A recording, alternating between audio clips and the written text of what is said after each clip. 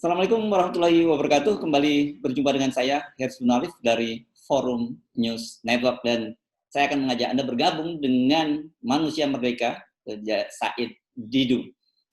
Assalamualaikum, Bang Said Didu. Waalaikumsalam warahmatullahi wabarakatuh. Jadi saya ini jadi teringat beberapa prediksi-prediksi Anda beberapa bulan lalu yang sekarang mulai terbukti satu persatu gitu ya.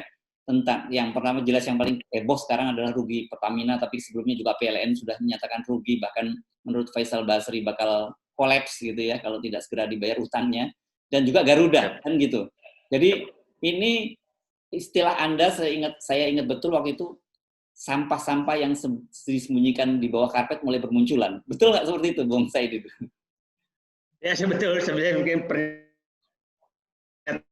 Mas Hersu bilang dulu kan 2019, 2018 itu sampah-sampah semua disembunyikan di bawah karpet dan karpetnya adalah BUMN. Dan saya yakin sampah itu dulu kita menyatakan sampah itu tidak bisa ditutupi lagi di 2020. Ya. Nah, kita lihat, jadi memang kita saat itu kita sudah memprediksi bahwa yang paling cepat akan muncul itu pasti Garuda, Pertamina, dan PLN. Kita udah duga saat itu dulu. Kenapa? Karena sampah yang disembunyikan di bawah Pertamina dan PLN itu sangat banyak. Di bawah Pertamina dan PLN. Nah, setelah itu kita menduga dulu juga bahwa pasti BUMN konstruksi yang ditugaskan membangun jalan tol itu akan terbuka sampahnya juga, dan sekarang juga terbuka. Nah, kalau Angkasa Pura dengan Garuda itu saya masih ingat dulu saya menyatakan bahwa akan terjadi istilah saya infrastruktur traps, jebakan infrastruktur. Infrastruktur akan menjadi beban, akan menjadi pemacu ekonomi nasional. Yang menarik, beberapa minggu lalu Bapak Presiden sudah menyatakan, kok banyak sekali sih bandara, padahal itu perintah beliau. Ya, saya nggak tahu itu dulu yang padahal itu dulu yang meresmikan, terus yang bangga membangun bandara itu adalah beliau.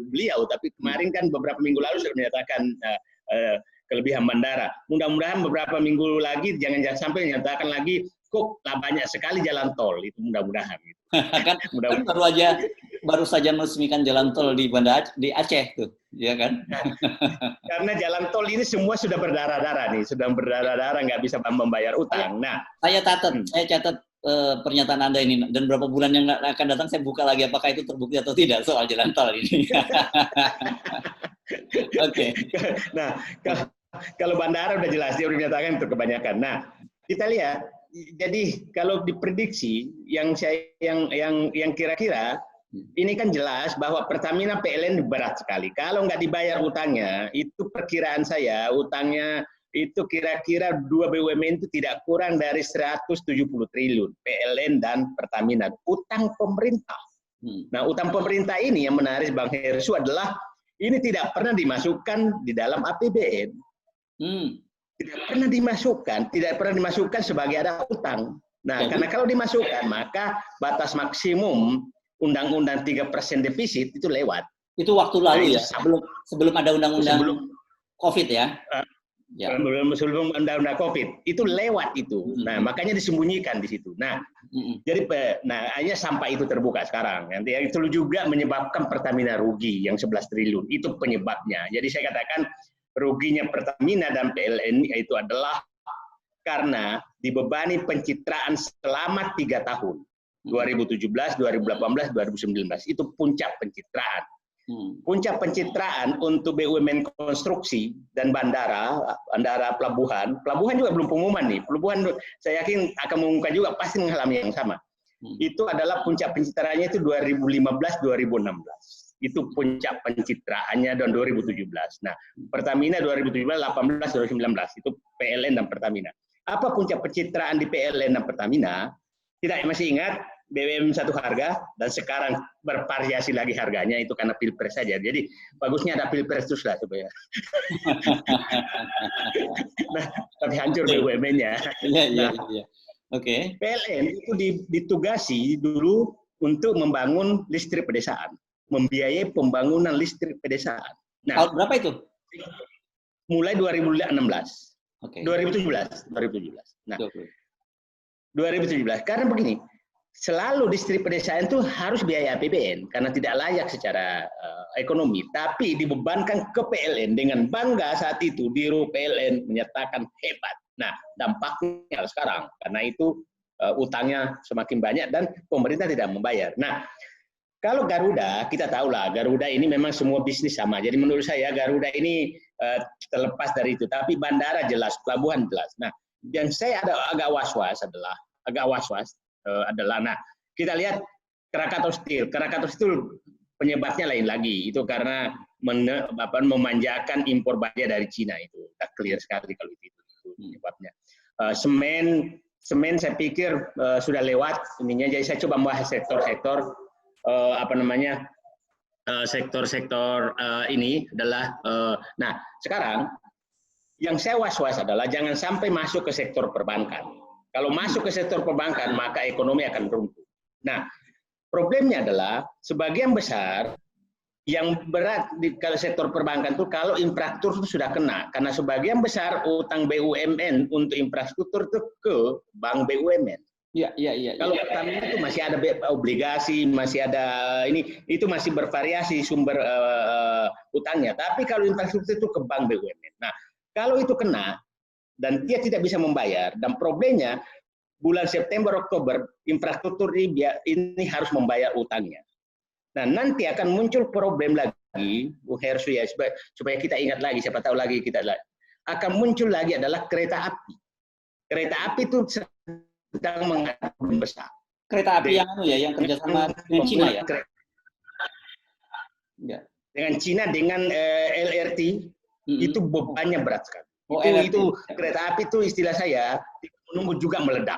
Tinggal menunggu meledak. Nah, ini kita bicara hari ini tanggal 27 Agustus. Nah, saya perkirakan itu sebentar lagi akan meledak juga kereta api. Karena juga pencitraan tidak ekonomis. Nah, jadi saya katakan dampak BUMN sekarang ke sampah-sampah yang disembunyikan itu adalah sampah pencitraan yang diperparah dengan menempatkan orang-orang ke pimpinan BUMN yang tidak kompeten sama sekali. Akhirnya dia adalah tugasnya mungkin mereka itu adalah tugasnya menutupi sampah. Menutupi sampah. Nah, bisa juga Ahok saat itu sebenarnya ditugaskan ke sana faktanya ternyata dia nggak kuat menutupi sampah yang sampahnya terlalu gede gitu, cuma karpetnya kekecilan gitu. Kecilan dan buzzernya nggak cukup juga, nggak tahu siapa tahu nanti Pertamina siapa tahu Pertamina mengeluarkan biaya buzzer juga seperti PLN kemarin pernah mengeluarkan biaya buzzer tuh untuk memarahi pelanggan gitu. Oke. Jadi kalau sampai perbankan kena itu bisa sistemik dong ya? Kalau perbankan kena itu akan sistemik dan itu saya was-was sekali. Nah, itulah kemungkinan besar kenapa muncul kebijakan bahwa harus menyelamatkan perbankan ya kan dengan menjadikan channeling untuk anggaran-anggaran apapun lewat bank BUMN. Itu saya pikir untuk menghindari. Nah, kita laut seperti BLT ini. BLT itu kan ya pemerintah channeling aja karena sumbernya dari utang. Ya kita tahu utang sekarang itu kan perkiraan saya, Mas Hersu, utang 2020 penambahan utang 2020 ini kira-kira menurut pemerintah itu kan sekitar 1.100 triliun tambahannya. Tapi perkiraan saya karena pajak penerimaan rendah sekali mungkin 1.500 triliun tambahan. Perkiraan kami ekonomi Institut Hakan Negeri memperkirakan 1.500. Nah, jadi yang saya kembali ke BUMN. Nah, BUMN yang bisa sehat ya mungkin ya pasti Telkom masih bisa. Nah, semen terganggu. Sektor-sektor lain pasti terganggu. Tapi yang paling nah kalau kita lihat urutan yang paling resiko paling tinggi untuk tumbang jangan sampai terjadi. Saya katakan PLN, Pertamina, kemudian BUMN konstruksi, Wijaya Karya, Wastika Karya, PP, Adikarya, kemudian adalah Garuda, penerbangan. Yang ketiga akan muncul itu nanti tinggal tunggu aja nanti. Pelni itu akan menghadapi masalah. Wow. Yang keempat adalah BUMN pelabuhan dan bandara, itu akan muncul karena terbebani oleh infrastruktur juga. Nah, ya, nah, saya berharap jangan sampai merembet ke perbankan. Itu saja. Yes. Bagaimana caranya supaya tidak merembet ke perbankan dan ini bisa dicegah? Saya pikir tidak ada jalan lain. Pemerintah, karena semua krisis 98 yang runtuh adalah pilar ekonomi perbankan, bukan sektor real. Sektor real saat itu tumbuh dan UKM tumbuh. Sekarang yang hancur adalah UKM dan sektor real. Perbankan masih aman. Jadi kalau terjadi perbankan ambruk dan maka langsung selesai ekonomi Indonesia, langsung selesai. Nah, jadi menurut saya betul bahwa kebijakan harus melindungi betul perbankan dan jangan ada intervensi apapun kepada perbankan. Pak sudah dengar dulu kan punya ide akan mencetak uang. Nah, ini masih was-was saya nih karena pemerintah cari utang sekitar 1.200 triliun, sekarang baru dapat 700.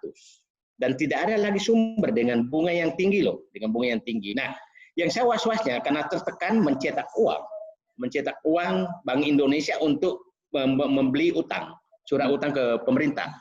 Nah, orang bahkan kenapa sih kita nggak mencetak uang, kan kira-kira begitu. Nah, negara lain yang tidak punya utang luar negeri itu mencetak uang itu tidak terlalu masalah, oke? Kalau kita hanya satu dampaknya hanya meningkatkan inflasi. Kalau kita itu dampaknya sistemik kalau kita mencetak uang. Kenapa? Satu, pada saat kita mencetak uang, pasti terjadi penurunan nilai tukar. Berarti secara otomatis menaikkan utang, besarnya utang karena melemah. Pembayaran utang kan menjadi beban. Nah, kemudian yang kedua adalah kepercayaan publik menurun. Jadi kalau umpamanya perhitungan saya sih bodoh-bodohnya, kalau mencetak 600 triliun, itu akan kesedot oleh inflasi 200 triliun, akan kesedot oleh kenaikan utang 200 triliun, maka dapatnya netnya mungkin hanya 200 triliun netnya. Gitu. Jadi itu membuat penderitaan rakyat saja. Signifikan juga jadinya ya sebenarnya ya. Enggak. Ya. Itu saya salut orang BI masih walaupun sudah diancam kan, aku bubarkan lembaga yang mengandalkan, ya kan, tidak ada kan ancaman itu keluar. Ya. Walaupun nggak menyebutkan lembaganya, tahu saya. Saya pikir saya mesti segera sudahi perbincangan dengan Anda karena saya terlalu ngeri ini kalau terlalu banyak lagi data-data yang Anda buka. Dan mari kita sama-sama berdoa, tentu saja kita tidak ingin apa yang prediksi-prediksi Anda itu kemudian muncul, walaupun selama ini saya tidak bisa menutup mata bahwa prediksi Anda kebanyakan kemudian terbukti gitu. Saya juga berdoa mudah-mudahan prediksi saya salah, bukan prediksi saya salah, prediksi saya diantisipasi solusinya agar tidak terjadi. Yes. Kalau prediksi kita dulu 2020 dulu tentang BUMN kan nggak diantisipasi, memang dibiarkan. Nah, jadi mudah-mudahan prediksi saya diantisipasi, jangan saya hanya titip lindungi perbankan. Baik. Lindungi perbankan. Makasih. Terima kasih, Bung Said Didu. Assalamualaikum warahmatullahi wabarakatuh. Waalaikumsalam warahmatullahi wabarakatuh.